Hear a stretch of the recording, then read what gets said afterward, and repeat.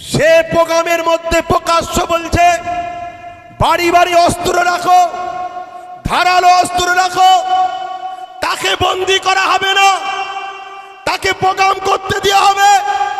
পূর্ব মেদিনীপুরের শুভেন্দু অধিকারী কিছুদিন আগে টিএমসির ক্ষেতেরই ফসলছে, টিএমসি তাকে খাইয়ে দাইয়ে মোটা করেছে।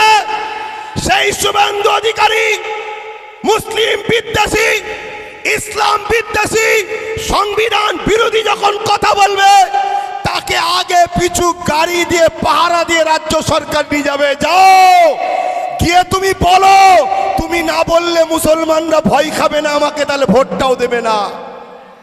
কথা শুনছেন না? শোনেন রে শুভেন্দু অধিকারী, তুমি বলো, বলে হিন্দুকে তুমি নিয়ে নাও আর মোল্লাগুলোকে ভয় দেখিয়ে আমাকে দাও।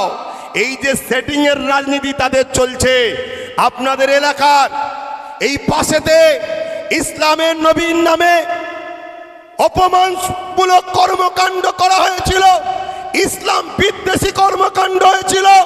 উপরন্ত সেই কাজে যারা করেছে তারা জেল জরিমানা খাইনে, নিরীহ মুসলমানগুলো কাজ থেকে ঘরে ফিরছে, তাদেরকে কেস দেওয়া হয়েছে।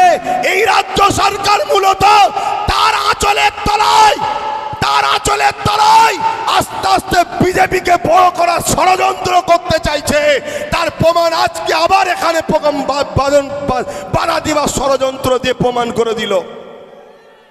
আমি আপনাদেরকে বলবো, এখানে বেশি কিছু আর সময় নেই কথা বলার।